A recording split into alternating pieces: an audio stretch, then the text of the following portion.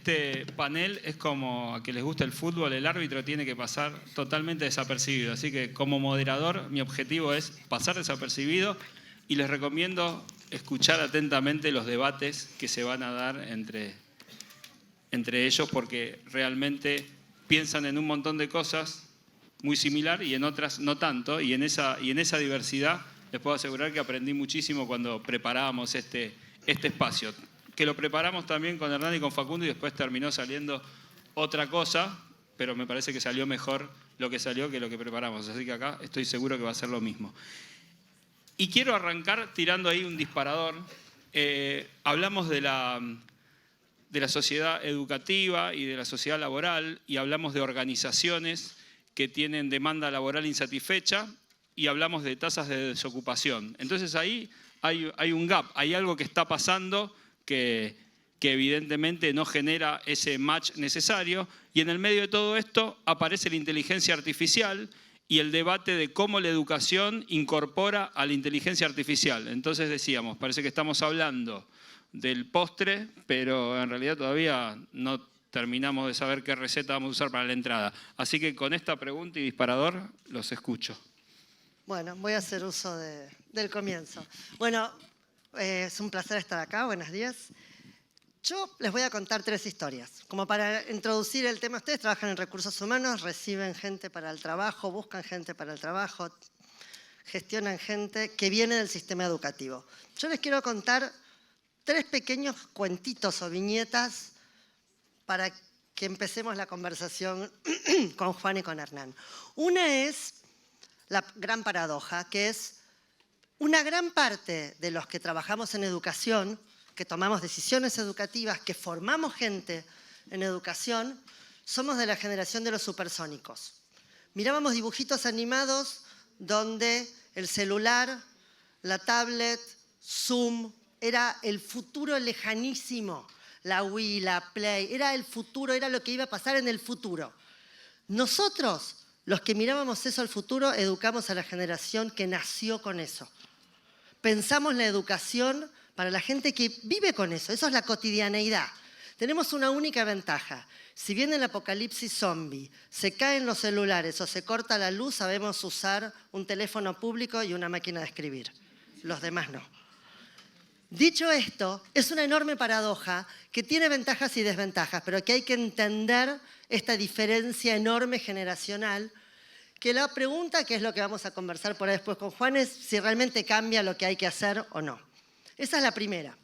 La segunda es, imaginemos que ustedes, recursos humanos, gestionan un hospital o supervisan un hospital. Y durante 10 o 15 años van viendo cómo en ese hospital cada vez más pacientes pasan de sala a terapia intensiva y de terapia intensiva a la morgue. Cada vez más, cada vez más, cada vez más. Y van pasando del 30 y pico por ciento al 40 y pico por ciento. Y el último número que les dan es 63,1% de las personas, de los pacientes del hospital, o están en terapia intensiva o están en la morgue. ¿Qué harían? Imagínense esa situación. Vienen y les dan ese número. ¿Qué harían? Irían a ver qué se está haciendo en el hospital, cuáles son las prácticas. Probablemente echarían al director y a todo el staff de médicos, harían algo y probablemente además la gente, los familiares, estarían en la puerta a los gritos. No creo que vayan a decirle a un familiar de alguien que está muerto, mire, se murió porque usted no le trajo las chocolinas que le gustan. Les voy a cambiar y no es el hospital. El 63,1% de los jóvenes de 6º grado de la Argentina no comprenden lo que leen. Están entre la morgue y terapia intensiva. Los ministros de educación no caen, los programas no cambian, los sistemas no cambian y cada vez es peor. Desde el año 2000 que empezaron las pruebas PISA hasta el año 2018, la última prueba PISA, Argentina solo bajó. Esa es la gente que después, cuando ustedes buscan empleados, es la gente de ese sistema educativo, no es otra. Lo que nosotros tenemos en el mercado laboral es lo que producimos educativamente. O como dijo una colega el otro día en un congreso, en un aula de esa, donde el 63% no comprende un texto, está el próximo presidente de la República. Y para terminar, no es pum para arriba, es peor. No se hagan ninguna ilusión. Para terminar, ¿qué pasa si yo comparo los resultados estadísticos de países y lo bajo a una persona? Por ejemplo, al hijo de Juan. Voy a usar al hijo de Juan de ejemplo. Supongamos que el hijo de Juan es un alumno promedio en matemática en 3er grado. En un colegio promedio, le va bien, Juan no se preocupa, la mamá del chico no se preocupa, los maestros no se preocupan. El chico va a la clase, 3er grado matemática y aprende perfecto. No necesita maestra particular, no necesita ningún apoyo especial, le va muy bien. No es Einstein, pero le va perfecto. Lo que uno llama el alumno promedio. Está en el percentilo más o menos 50 de la clase. Por alguna razón particular, familiar, Juan, su mujer y sus hijos se van a vivir a Finlandia. Pero Juan, su mujer y sus hijos todos hablan finlandés. Démosle esa changüí para poder hacer el ejercicio. Entonces el hijo de Juan, que sale de 3er grado de un colegio promedio de la Argentina, va a Finlandia, era un alumno promedio. Y el alumno promedio, el hijo de Juan de la Argentina, llega a Finlandia y pasa del percentilo 50 al percentilo 5 y va a educación especial. Lo voy a traducir. Lo que para nosotros es un alumno medio, en el mundo no llega al estándar mínimo. Eso es lo que reciben ustedes en el trabajo. Eso es lo que formamos, en lo que decidimos que es el sistema para formar a los ciudadanos. No es alegre, no es simpático, pero esto es lo que ustedes reciben.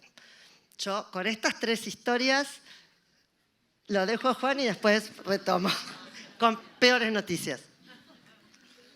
Gracias, Flor. Tengo que hacer una defensa de mi hijo primero, ¿no? Que conste que son mucho más grandes. Lo acaban de discriminar y tratar de discalcúlico. Se dieron cuenta, ¿no? No, bueno, Hernán, muchísimas gracias por la invitación. Flor, Adra, a todos ustedes. La verdad que muy interesante y felicitaciones al panel anterior y a todo lo que hacen con el Teatro Ciego, que ha resultado, por lo menos para mí, sumamente aleccionador. Me parece que es sumamente interesante y profundo lo que ocurre ahí. Al planteo tuyo de inicio, yo creo que es importante a esta altura del partido que se entienda un poquitito mejor el diagnóstico. No para ser críticos, porque si no se entiende bien el diagnóstico, cualquier reclamo que le hagamos al sistema va a ser un reclamo mal encaminado. El sistema educativo argentino, en los últimos años, por todo lo que dice Flor, no cumple su mandato fundante, que es que un chico debería aprender. El chico debería aprender a leer de corrido según las currículas escolares en 1er grado, por lo menos algún set de palabras, y no lo hace ni en el grado 12, así que en el CBC de la universidad hay que poner talleres de lectocomprensión. Eso es un problema que nos alcanza y nos impacta a todos, pero que nos habla de un sistema que la razón por la cual se monta no está cumpliéndola, y ha habido una degradación importante en estos años, con lo cual es un sistema sumamente ineficaz. Es un sistema muy ineficiente porque en todo este tiempo recibió mucho recurso el sistema, recibió tablets, hubo reparación de infraestructura escolar en muchos lugares del país, recibió libros digitales, recibió conectividad a internet, recibió más plantilla docente, recibió más puntos del producto del PBI argentino. Recibía el sistema globalmente 3.8 puntos del PBI, ahora está recibiendo aproximadamente 6, a pesar de que ha habido mucho alumnado que ha migrado hacia la escuela privada. O sea, el gasto agregado de Argentina se ha multiplicado, y el gasto agregado es más gasto que se dedica a la tarea de lograr que nuestros hijos aprendan y que mi hijo también aprenda. Y no ha resultado. No estamos pudiendo como sociedad hacer que los recursos en el sistema rindan, con lo cual es un sistema sumamente ineficiente en términos de uso de recursos.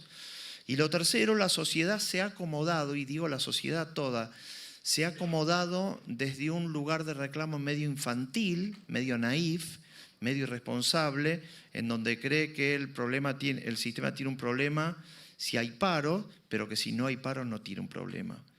Entonces nos tiramos de los pelos y tratamos de identificar algunas figuras icónicas que nos hacen mostrar empático con la causa educación, Baradel, y el día que no hay paro, bueno, perfecto, qué bueno que hay clases. Los chicos no están aprendiendo nada, el tiempo escolar no se está utilizando bien, no se están cumpliendo no solo los días del calendario escolar, sino que el tiempo en el que los chicos deberían estar adentro estudiando, no están estudiando, se malutiliza.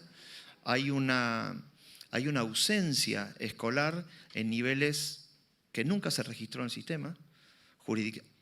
Hace 2 días, hoy es jueves, hace 2 días estuve hablando con una funcionaria de una jurisdicción, muy bien, muy resourceful la jurisdicción, ¿no? Con muchos recursos, que dice que se le erizó la piel cuando implementaron un sistema para medir el presentismo o el ausentismo de los alumnos en la escuela, que los niveles que hay es más del 30%.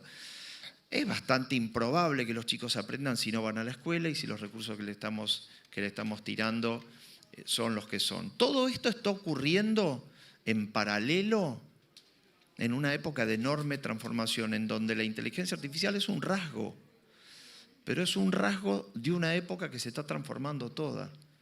La inteligencia artificial se monta con todas sus estadísticas, con todas sus métricas y con todo su alcance. Aparece en un momento de la historia en donde primero Internet, después los smartphones, después todo lo demás y ahora la inteligencia artificial. Algunos datos de Internet para que veamos en dónde está terminando Internet. Internet tiene niveles de penetración mundial cerca del 70% mundial. En América Latina 82%, en América del Sur 87%, en Argentina 92%.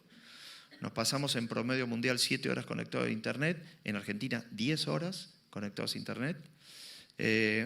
4 de las 6 principales razones por las cuales nos conectamos a Internet es para buscar información y para aprender a hacer cosas. Con lo cual Internet es un fenómeno omnipresente que ha modificado por completo la forma en la que fluye la información y la capacidad de aprender. Con lo cual Internet y todo lo que ocurrió después, mencionaron el teléfono celular, o mencioné el teléfono celular inteligente, el smartphone, todo lo que ocurre después nos debería hacer plantear un nuevo diseño del sistema escolar. Y de tan mal que lo estamos gerenciando al sistema, ni siquiera podemos hablar de esto otro, que es qué forma debería tener, qué diseño debería tener un proceso de escolaridad, ya no digo una escuela, un proceso de escolaridad para, llegado el caso de que lo necesiten para un buen laburo, para acoparlo con un buen proyecto empresarial, bueno, la persona esté en condiciones de aprovecharlo. Es una pregunta que dejo abierta para empezar a conversar. No, yo creo que es súper interesante. Acá hay un punto.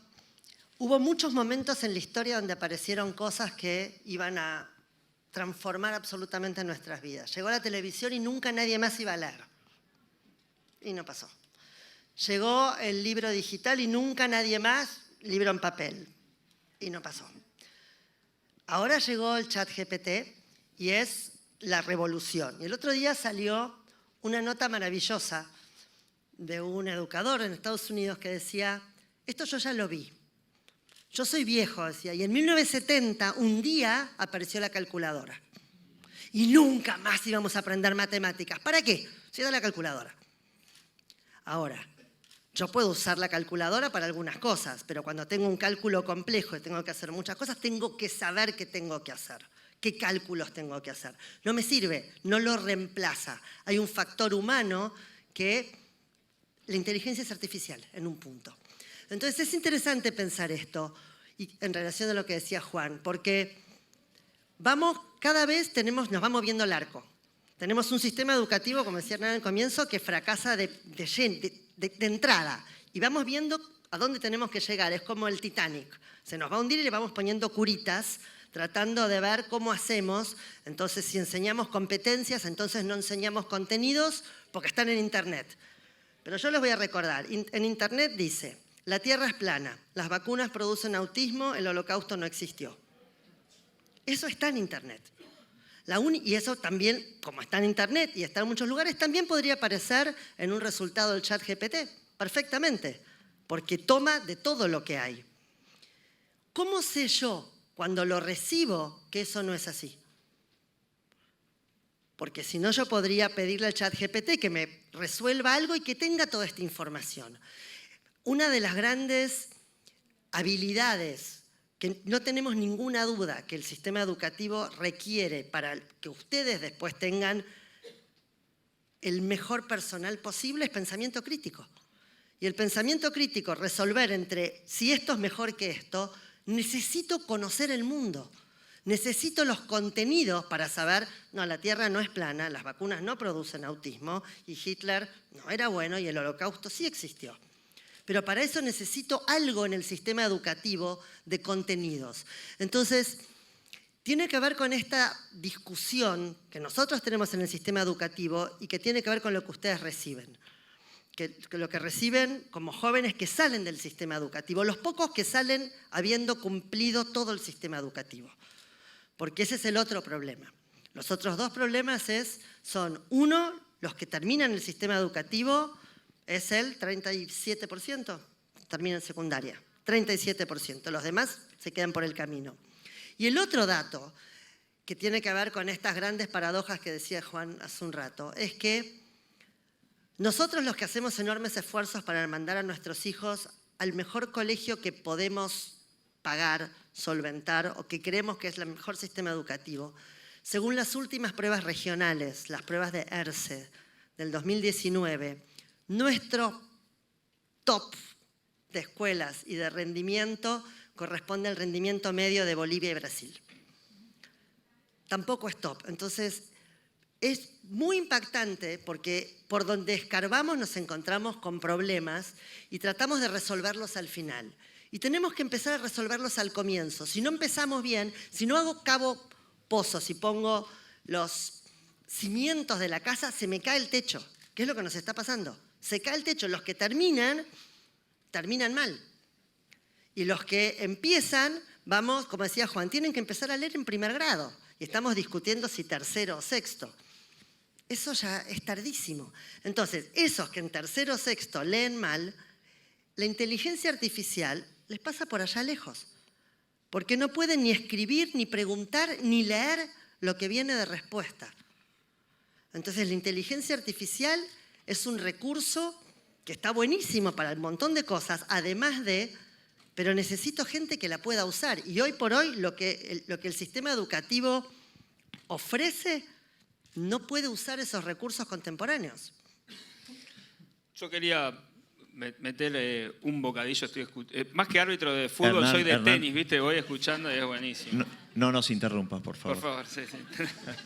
No, me quedé pensando el otro día en la cátedra que me toca dirigir en la Universidad de Buenos Aires.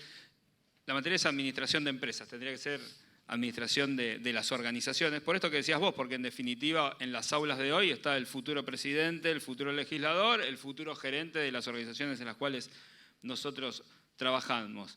Y un debate que se daba era, bueno, ¿quién es el cliente del sistema educativo? ¿Son los estudiantes? Entonces tenemos que adaptar el programa, tenemos que adaptar el contenido, tenemos que flexibilizar la presencialidad o no, o en realidad, en definitiva, son las organizaciones. Vuelvo a reforzar el concepto que organizaciones no estoy hablando únicamente de las empresas, ¿no? Sino también del Estado como organización en sí. ¿Quién es el cliente para ustedes del sistema educativo? Y después, para no interrumpirlos otra vez, les dejo otra pregunta.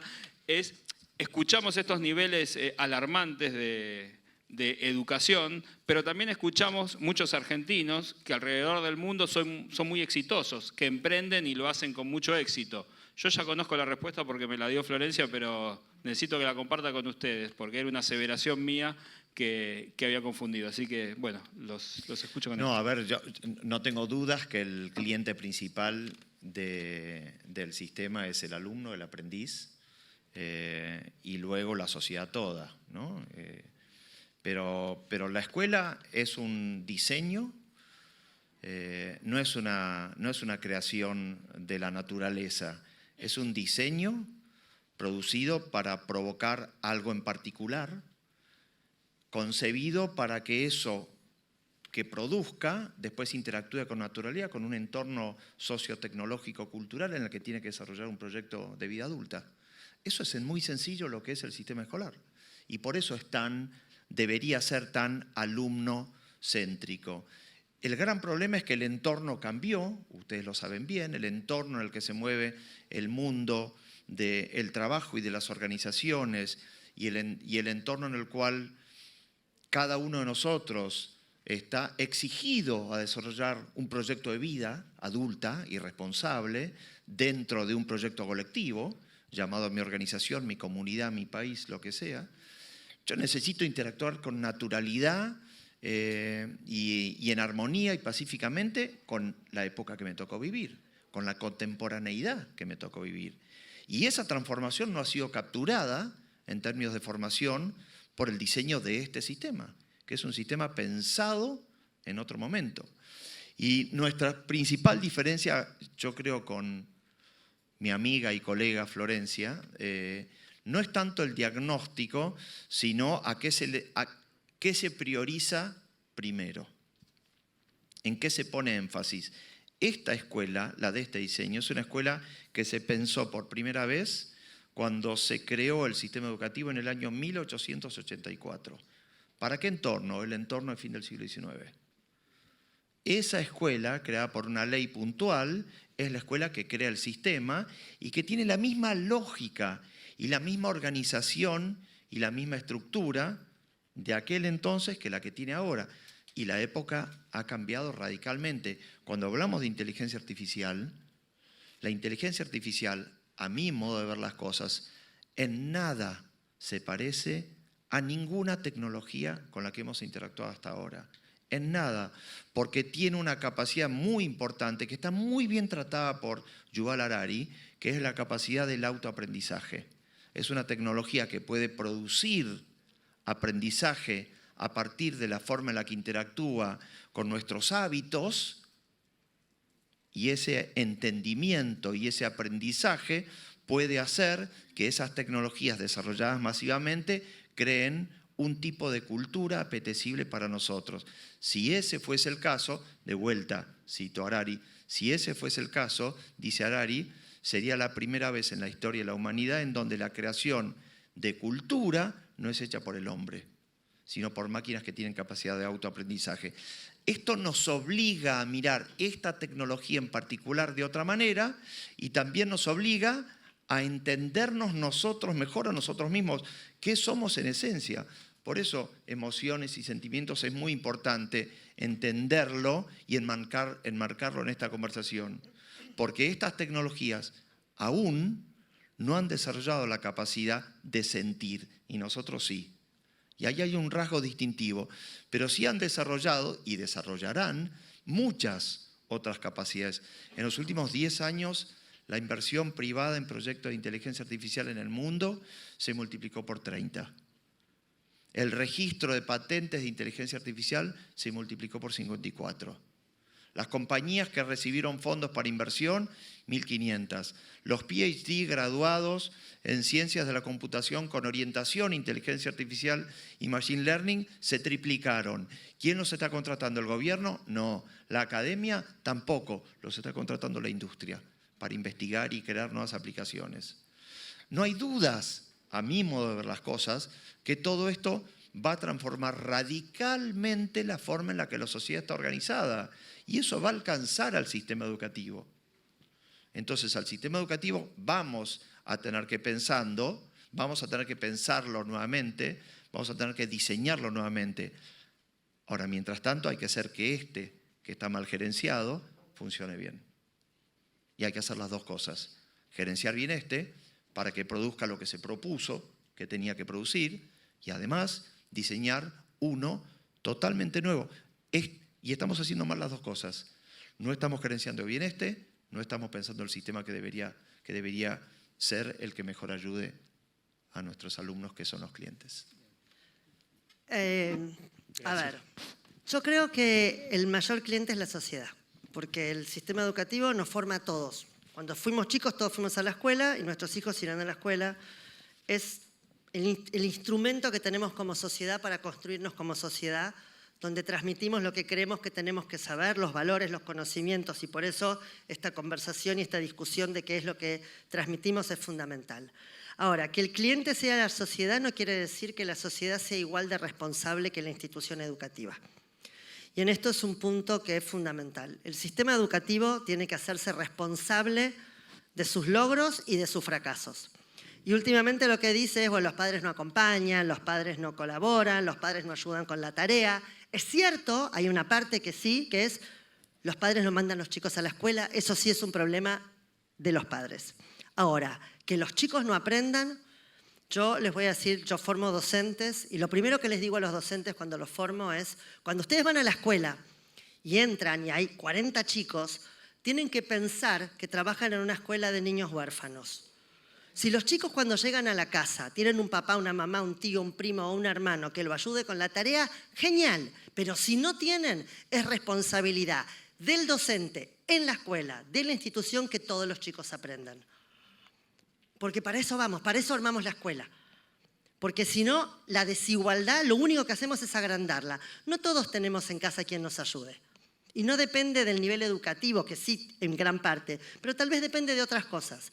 Entonces, si bien el destinatario es en la sociedad, el sistema educativo tiene que hacerse plenamente responsable de sus logros, por ahora no tenemos muchos, de sus fracasos y cambiarlos. Y en esto, en relación a lo que decía Juan, la escuela seguramente va a cambiar de formato, pero mientras tanto tenemos que lograr que sea la mejor posible hoy, que es lo que no estamos logrando. Un poco la diferencia yo creo que no es solo gerenciamiento, sino qué y cómo enseñamos. Pero son cuestiones mucho más complejas. Ahora, vos decías otra cosa además, que tenía que ver con las características de los estudiantes. Y una de las cosas que suceden, que hablábamos, antes, ya me acuerdo. ¿Qué pienso yo, que te dije, de los argentinos que triunfan en el mundo, si nos va tan mal? Y yo lo que le dije a Hernán el otro día cuando hablábamos es, nosotros nos enteramos de los que les va bien. En la mitad estamos todos nosotros. En los puntas hay 4, hay Milstein, hay mucha gente que le fue muy bien, un montón que le fue muy mal y también salen en el diario como gran ejemplo, pero el 80%, el 90% somos todos nosotros. Mis hijas que viven afuera, los hijos de Juan, el que se fue a Finlandia pero no se fue a Finlandia, están todos. Que nos va bien, mal, de todo. Salen los diarios los dos extremos, pero no nos hagamos las ilusiones de que los argentinos somos los mejores del mundo, porque no somos. Hay un Messi. El resto somos todos seres humanos. Tenemos cosas que hacemos mejor, que hacemos peor, pero hay una cuestión fundamental, que es lo otro que hablábamos el otro día, que tenemos que recuperar. Ustedes, es un tema fundamental para las empresas y nosotros en el sistema educativo tenemos que recuperar, que es el esfuerzo y el mérito. La idea de que uno va y se esfuerza y que a la escuela vas y que si estás a la universidad vas, no le decís, ay no, yo ayer no pude estudiar porque se me murió el perro y entonces estaba un poco, ¿puedo dar el examen mañana? Y no, era ayer. Responsabilidad y logro. Logro y mérito. Si estudio me va bien y si no hago nada, y no me va bien. Y esto ustedes lo reciben a nivel personal en las empresas. Hay toda una generación débil, pobrecito, no pudo, bueno, entonces vamos a acomodar, a adaptar. Por supuesto que algunas veces tenemos que acomodar y adaptar, pero algunas veces. El resto es, como decía mi padre, perdonen la prosa, es culo en silla y pelarse las pestañas estudiando. Entonces, esta cuestión del esfuerzo, la dedicación, los logros, es fundamental recuperarlo para el sistema educativo, porque es lo que el sistema educativo les va a ofrecer a ustedes como empresas y organizaciones después. Y no es lo mismo alguien que va todos los días a trabajar porque sabe que tiene la responsabilidad, que tiene que llegar en un horario más o menos razonable, y no como decía un amigo de mi marido, bueno, yo tengo que ir a lavar ropa a la mañana porque si no, no puedo lavar la ropa, voy a la hora que puedo. Y no, para eso está el sábado o el domingo. Entonces son cuestiones educativas también. Totalmente. ¿Me permitís? Adelante. Disculpame, ¿no? No, yo sabía que esto iba a pasar porque cuando nos juntamos, la verdad que para preparar la charla ocupamos más tiempo que el que teníamos para hacer la charla. Entonces esto iba a suceder y es un gusto, por lo menos para mí, y estoy seguro por la cara para ustedes también. Así. Bien, una cosita que yo creo que es muy importante y es una distinción que en general no se hace, y yo creo que al no hacerla ponemos atención de una manera equivocada, que es la distinción entre escolaridad y educación. Vos me preguntaste hace un rato quién es el cliente de la escuela, y yo ahí me enfoco en el proceso de escolaridad, me enfoco en la institución escuela, me enfoco en una parte de la educación en un momento específico de la vida. Cuando empezamos a reemplazar el hablar de escolaridad por hablar de educación, ahí cometemos el error de creer que de la educación es responsable la escuela, el maestro, el ministro, y no nosotros. Y yo lo conecto con lo que dijiste recién, Flor. Creo que el cliente de la educación de un país es la sociedad. Y los actores educativos de una sociedad son todos los adultos mayores, no los docentes solamente. ¿Sí? El docente enseña una cosa en particular dentro de un diseño curricular y opera ahí. El educador opera 7/24 en todos lados, opera en la empresa, opera en la calle, opera en su casa, en la sobremesa. Hay una tarea de sociedad educadora muy importante en este entorno en donde tenemos generaciones frágiles, en donde tenemos una degradación cultural muy grande en la Argentina. Hay una tarea educadora que tenemos que ejercer todos, que no la estamos haciendo. Sí, y cierro, Flor.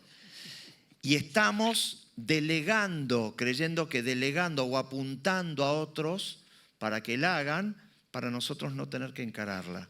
Y la tarea educadora a veces es un perno, porque hay que dar el ejemplo, hay que ser coherente, demanda tiempo, hay que estudiar. Sí, tienen que estudiar, hay que estar al día de lo que pasa, hay que interesarse en distintos ámbitos de actuación de los sujetos a los cuales estamos interesados en educar. Pero es una tarea de toda la sociedad. Por eso el cliente es la propia sociedad. Y por eso la degradación cultural de una sociedad ocurre cuando se deja de hacer esto y no tanto cuando se deteriora el sistema escolar. Cuando se deteriora el sistema escolar, gradúas burros. ¿Y qué pasa con los burros? Bueno, después están a cargo de compañías que funcionan peor, de instituciones que funcionan peor, y la calidad de vida general de esa sociedad se deteriora. Obvio, si está comandada por personas que han aprendido las cosas a medias.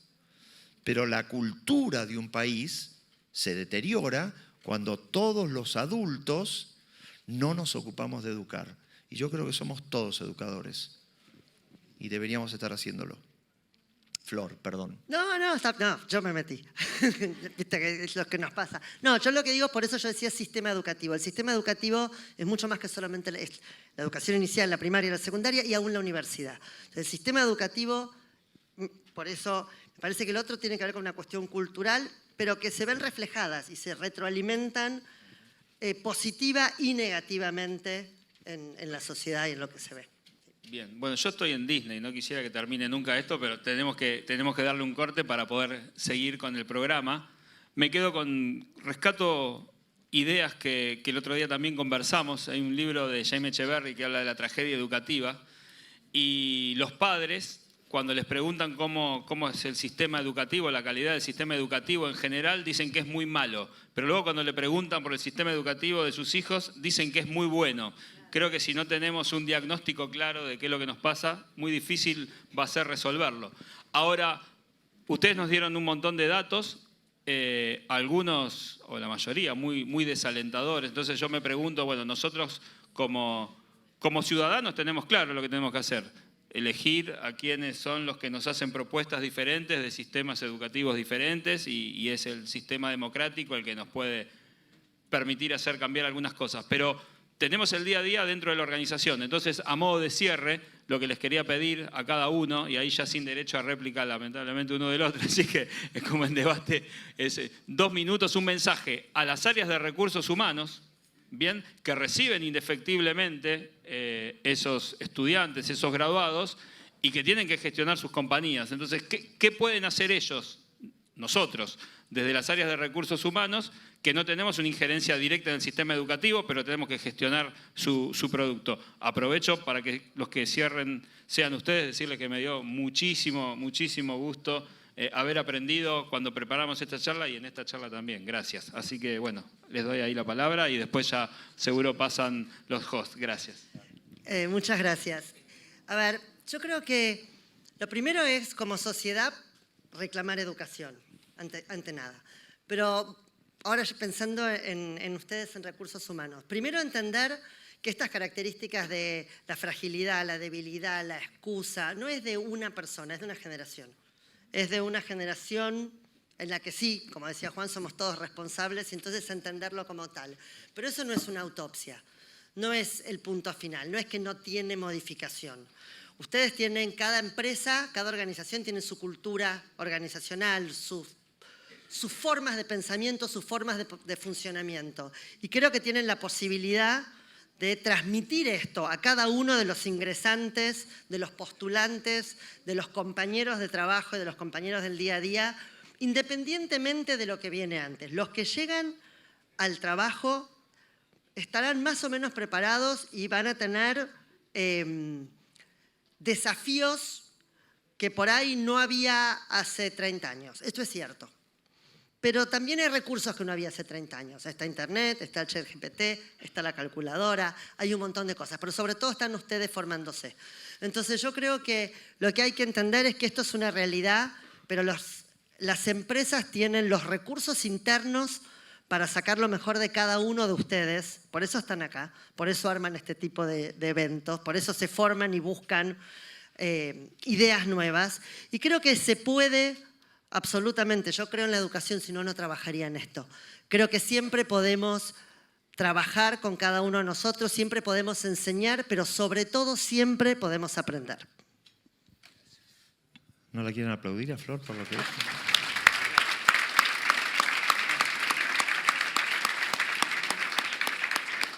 Yo tres cositas muy chiquititas. Lo primero, hay un chiste que se dice en el Silicon Valley, que dice que la empresa del futuro es una empresa que va a tener solamente un empleado y un perro. El empleado para darle de comer al perro y el perro para evitar que el empleado toque las máquinas, ¿no? Es muy graciosa, es muy ingeniosa. Es una proyección interesante, no porque vayamos a terminar así, sino porque está bueno que pensemos que hay algo que está ocurriendo radicalmente en la forma en la que trabajan las empresas en el mundo y en la que se concibe el trabajo y los proyectos. Eso es lo primero. Lo segundo, un libro muy reciente de Santiago Kovadlov, muy interesante, en donde habla de cosas sencillas. Hay una de esas cosas, de las muchas de las que habla, en donde habla de el maestro, el profesor. Y dice una cosa muy interesante, que es que el profesor o el maestro es aquel que tiene la capacidad de provocar en su aprendiz el inicio, que dura para siempre, del autodiscernimiento. Y me parece que en el sistema educativo, aún en este, sigue habiendo espacio para que buenos docentes sometan a sus aprendices, alumnos, estudiantes, a procesos de autodiscernimiento. Me parece un llamado maravilloso para el mundo docente. Y finalmente, recomendación para ustedes. Yo creo que lo primero que hay que hacer es entender muy bien el ADN de la generación Z. Hay que entenderlo bien. La generación Z arranca en el año 98, con lo cual los Zetas más grandes tienen 20 pocos años, ¿no? 25 años. De ahí para abajo, el mundo se va a llenar, las organizaciones se va a llenar de Z.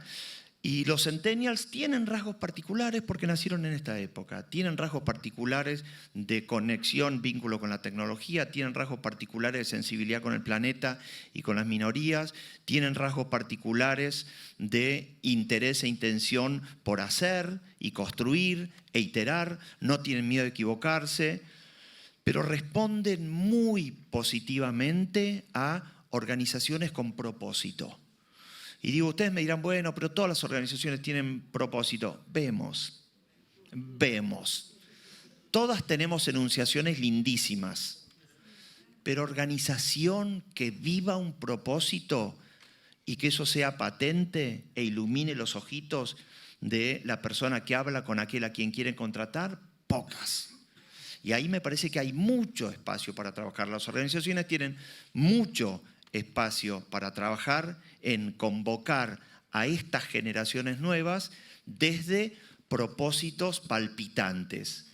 Y si lo hacen, a ese chico o a esa chica van a tener que fortalecerlo en capacidades críticas, que si miran el último ranking del World Economic Forum, el último informe sobre qué tipo de competencias se requieren para los trabajos del futuro, aparece pensamiento crítico, pensamiento creativo, curiosidad, inteligencia artificial, ciencia de datos, aparece todo eso.